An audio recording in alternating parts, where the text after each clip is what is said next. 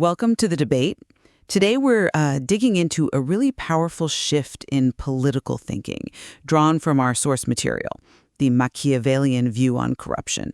And this analysis, it really forces us to look past that comforting idea of just a few bad apples and, well, confront the reality that corruption is often the systemic default state, not really the exception. Right. So the essential question we're wrestling with today is this. Does this kind of foundational analysis suggest that institutional decay is, well, simply inevitable? A predetermined outcome driven by basic human nature and historical cycles? Or does Machiavelli actually offer actionable, potent institutional designs that can fundamentally manage and sustain resistance against this default state? My position, basically, is that the historical record, driven by this relentless human self-interest, it paints a picture where institutional decay is pretty much the inevitable long-term outcome. We can build defenses, sure, but the underlying forces, they ensure the rot eventually wins. See, I come at it a bit differently. I absolutely agree that Machiavelli's core idea, that corruption is the systemic default, is, well, it's a brilliant inversion of the common wisdom. But I read his work as offering a pragmatic blueprint for managing this reality, not just a fatalistic surrender to it. So, my position is that corruption is primarily a failure of system design, and crucially, inconsistent enforcement. It's fundamentally manageable, I think, through robust, proactive institutional checks that are applied with certainty. My core argument really builds on that idea of the default state. Corruption becomes the natural outcome whenever systems, whether through neglect or maybe even by design, start rewarding self-interest and, conversely, punishing attempts at institutional loyalty or honesty. The driving force behind this is constant and, well, fundamentally human. Machiavelli observed it centuries ago, this desire to acquire, to, improve one's position, wealth, power. It's natural, it's ordinary. And modern experience confirms this, doesn't it? We see self-interest driving outcomes everywhere, from, say, intense, subtle lobbying that skews policy towards private gain, to just the simple dynamics of workplace politics where, favors and connections often seem to matter more than actual competence. This drive to acquire, it's tireless. And this impulse, it inevitably drives that cycle of decay. We don't have to look far historically. Machiavelli himself tracked how states, once they're established, seem to be either already corrupt or, well, on the path towards it. Think about the Roman Republic, a profound example. It started with strong constitutional safeguards meant to prevent any single faction from dominating. But as Rome got richer, conquered territories, those very successes created massive opportunities for private gain. The safeguards, they eroded gradually, not through one big, catastrophic failure, but through countless small decisions, small compromises. Corruption doesn't usually arrive in a flash. It creeps in, making the system kind of accustomed to its presence. Right, gradually. Exactly. And maybe the hardest challenge to overcome is the psychological part, what we might call self-deception, or what the material calls virtuous corruption. The most dangerous actors often genuinely believe they are virtuous. When a politician reframes, say, nepotism as just rewarding loyalty, or an executive calls profiteering strong leadership, they remove their own internal guilt.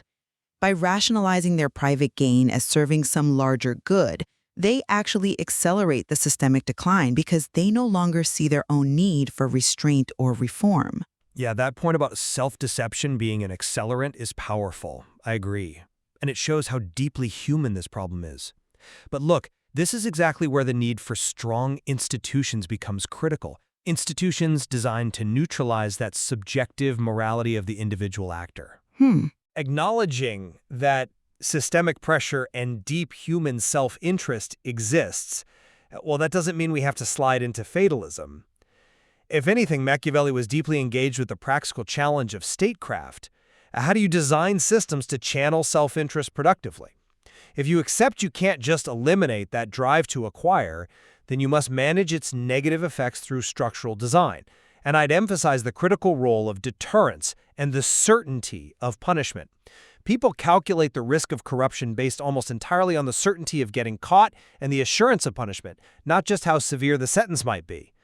Machiavelli highlighted historical examples, like the French nobility, who started systematically abusing peasants and ignoring the law once they figured out the distant monarchy wasn't really capable of, or maybe just wasn't interested in, consistent enforcement anymore.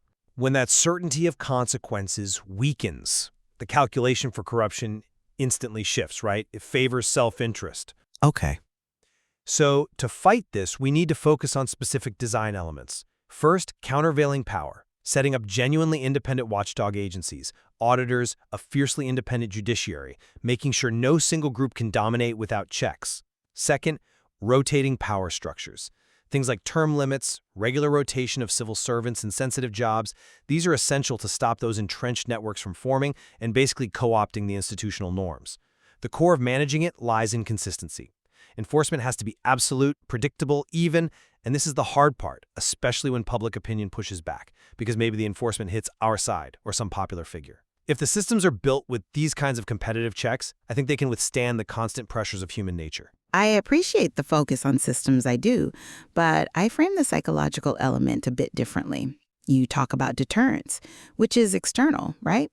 But how can systemic reforms realistically counteract the deeply internal reality of moral licensing? The issue isn't always a calculated risk. Sometimes it's an internal justification that entirely bypasses the systemic guardrails in the actor's own mind. We've seen, high-profile examples recently. Think of someone like Sam Bankman-Fried, who essentially claimed stealing billions was justified because that money, in his mind, was going towards the greater good of effective altruism. Right, the rationalization. Exactly. Or consider the parents in that 2019 college admissions scandal. They didn't seem to view their actions as criminal fraud, but more like just leveling the playing field for their kids in what they saw as an already rigged, hyper-competitive environment. These actions show that corruption doesn't always start with malice.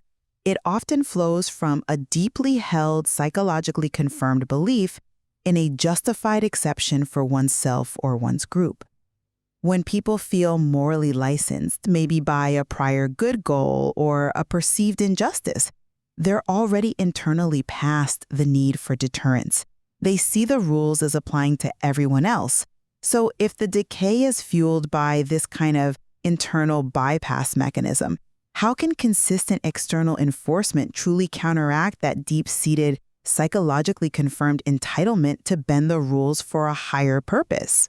Well, I think that perspective, while it definitely acknowledges a real psychological thing happening, it kind of overstates the power of internal belief over external reality. I'd argue that psychological justification is really just a convenient narrative that works until the hammer drops with crushing certainty. Okay, but does it drop? Well, that's the point. These rationalizations, whether they're driven by entitlement or some sense of greater purpose, they only successfully translate into action when the answer to the practical question is fuzzy. What would someone actually have to do to get caught and meaningfully punished for serving their own interests at the expense of the institution? If the system gives a clear, realistic, and swift answer, if an independent enforcement body acts quickly and consistently, regardless of the actor's perceived virtue or social standing, then the individual's psychological justification becomes almost irrelevant to the practical outcome. The self-deception doesn't stop the legal consequences. I mean, SBF's belief in effective altruism didn't protect him once the system finally initiated robust enforcement, did it? His internal justification sort of evaporated against the cold clarity of the law. The failure, time and again, isn't really in countering the internal narrative. It's in the system failing to make the consequence of the action clear and realistic beforehand. When enforcement is politically weak or slow or easily influenced, that's when the rationalization gains dangerous practical strength. With that weak enforcement you're describing, that pliability, that ambiguity of consequence, that isn't just an accident or some temporary failure. That is exactly the mechanism by which the inevitable decline asserts itself, isn't it? Corruption acts like a contagion, much like the broken windows theory applied to institutions, tolerating small acts, whether it's widespread petty bribery among traffic police or minor influence peddling by regulators. It creates a systemic norm. This permissive environment, it quickly spreads upwards to higher offices, judges, inspectors, senior politicians, until corrupt practices basically dominate the institutional culture. And this contagion leads directly to adverse selection. Honest actors, they get systematically pushed out. They can't compete financially, maybe they can't navigate the new required network of favors, or they simply get exhausted fighting a battle that cost them their careers. What's left? Only those willing to play the corrupt game, or those already benefiting from the system. Yeah, the hollowing out. Exactly. This momentum, once it's established, it becomes self-perpetuating. And I argue too strong for just periodic fixes like rotation to manage effectively.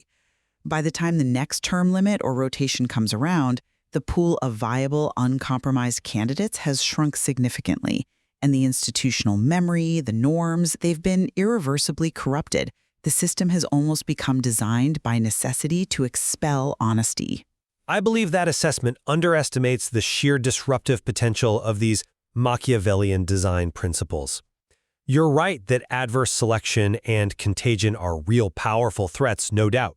But the antidote to them is precisely countervailing power, power that prevents unchecked domination, combined with planned transience. You think rotation is enough? Well, systemic fixes, like rotation and term limits, they're designed specifically to disrupt the very entrenchment that allows contagion to settle in and adverse selection to consolidate power. If officials know their term is finite, that they'll soon be replaced by potentially antagonistic or skeptical newcomers, the incentive to build those deep, long-term corrupt networks diminishes quite a bit, doesn't it? And furthermore, if the institutions responsible for checking power, the watchdogs, the press, truly competitive electoral bodies, if they remain genuinely independent, they consistently provide both exit ramps for honest actors who might find work in that external accountability mechanism and a constant, credible threat to corrupt ones. The problem isn't the momentum of the contagion itself, so much as the structural weakness that allows one faction to maintain control and bury its practices long enough for the rot to do set in really deeply. We have to focus on competition within the system to ensure that no single part of the political or administrative machine can dominate long enough to achieve that kind of systemic capture. Look, I'm still not entirely convinced by that line of reasoning because your argument ultimately relies on perpetual perfect vigilance sustained across generations.